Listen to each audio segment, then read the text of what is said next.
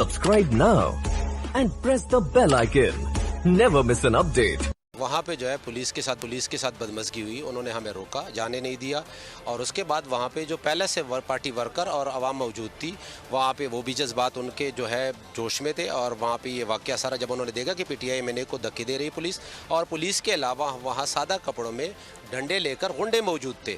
और सिंध हाउस में कोई आज का नहीं है, हमें क्यों जाने नहीं दिया गया? क्या ऐसी बात आज जो पीटीआई के कारकुनों ने किया वो तो बिल्कुल भी दुरुस्त नहीं है।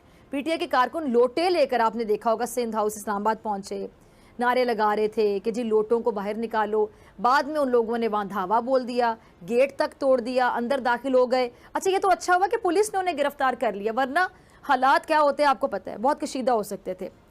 क्योंकि जेयूआई के जो कारकुन हैं वो भी वहां पे पहुंच गए, और अगर तसादुम हो जाता, सोचें तो हालात क्या काबू में रहते?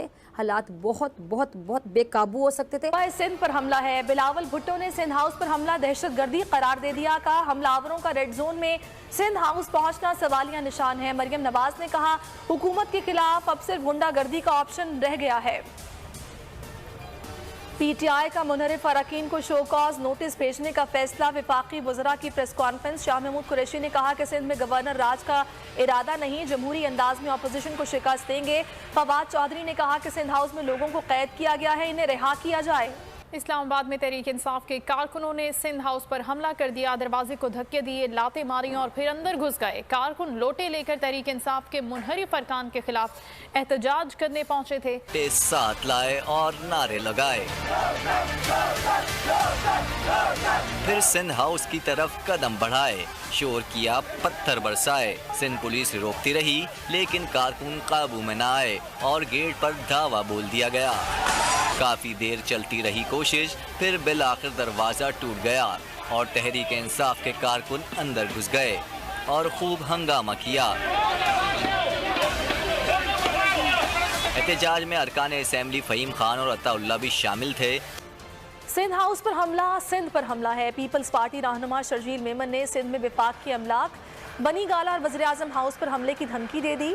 सिंध हाउस पर कारकुनान के हमले पर रद्द-ए-अमल देते हुए कहा कि वज़ीर दाखिला की नाकामी है, अगर ऐसा दोबारा हुआ तो हमने वज़ीर आज़म हाउस देखा हुआ है, बनी गाला भी देखा है और सिंध में भी विफाक की इमलाक मौजूद है।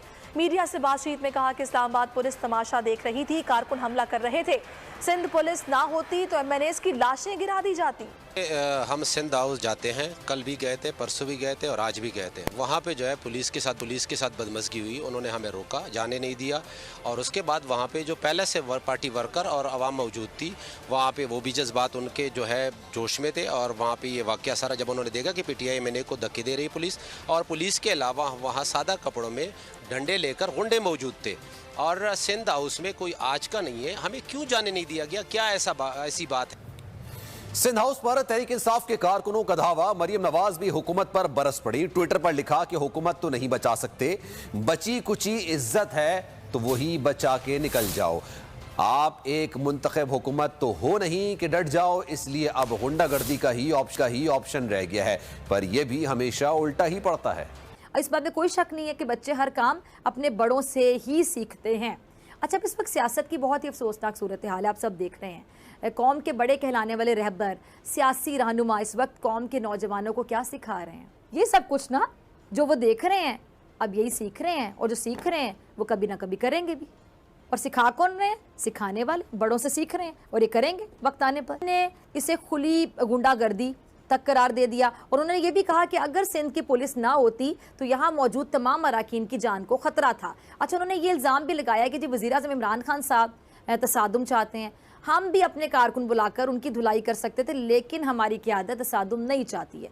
उन्होंने अदलिया से सिंध हाउस पर हमले का नोटिस लेने का मुतालबा भी किया, और ये भी कहा है कि हमें मजबूर ना किया जाए कि हम भी ऐसा ही करें, और हमने भी बनी गाला देखा हुआ है। को देखते हुए जो हालात हैं वो बहुत कशीदा लगते हैं। ऑपोजिशन सिर्फ 23 और 24 मार्च के गुजरने का इंतजार कर रही है, इसके बाद क्या होगा? लाहौर से मरियम नवाज और जो हमजा शहबाज हैं उनकी क़यादत में लॉन्ग मार्च के काफिले निकलेंगे, इस्लामाबाद पहुंचेंगे। और फिर उन्होंने कहा जी पीटीआई दावा करी कि 27 मार्च को इस्लामाबाद में इंसानों का समंदर नजर आएगा, ये समंदर हम इन्हें दिखाएंगे। इन्होंने पीटीआई कारकुनों की तरफ से अरकान असम्बली को हिरासा किए जाने पर कहा कि अगर हमने अपने कारकुनों को कॉल दे दी तो फिर इन्हें भी छुपने की कोई जगह नहीं मिलेगी, क्योंकि इनके घरों का हमें भी पता है। अच्छा, शेख रशीद साहब क्या फरमा रहे हैं? वो कहते हैं कि जी हम चाहते हैं कि हुकूमत और अपोजिशन दोनों जलसों के हवाले से बाहमी रजामंदी से रास्तों और जलसागाह का तयन कर लें, क्योंकि जमहूरियत में तसादुम की गुंजाइश नहीं है। लेकिन साथ ही शेख साहब ने खबरदार की है कि अगर ये मामला किसी तरह टकराव की तरफ चला गया तो अपोजिशन को किसी गलत फहमी में नहीं रहना चाहिए।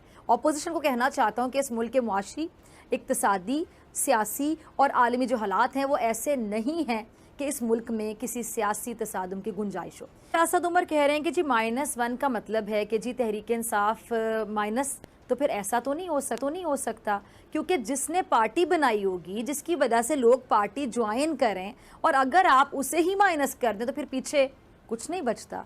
इस वक्त जो सियासी आप मारामारी देख लें, मारामारी में अदब व आदाब, इखलाकियात की भी धज्जियाँ उड़ाई जा रही हैं। अपोजिशन हो, हुकूमत, खबरों से सिर्फ एक सवाल कि हम अपने नौजवानों की ऐसी सियासी तरबियत करेंगे तो फिर मुल्क का निज़ाम कैसे चलेगा? फिर तो यही सीखेंगे जो आप कर रहे हैं, वही वो सीखेंगे नौजवान, और फिर एक दिन यही सब कुछ करेंगे। क्या ऐसे चलेगा निज़ाम? ऐसे चलेगा? ऐसे नहीं चलेगा। आप शायद मेरी बात से डिसएग्री करें, शायद आप मान जाएं कि गलती पीटीआई की भी थी कि आप लोगों ने ऐसे लोगों पर एतमाद किया ही क्यों था, इन लोगों को टिकट दिया ही क्यों था?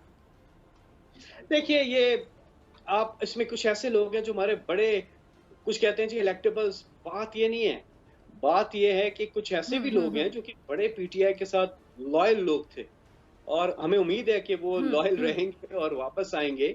इनके अपने रिश्तेदारों के हमें आए हैं कि जी ये क्या कर रहे हैं, ये नहीं कि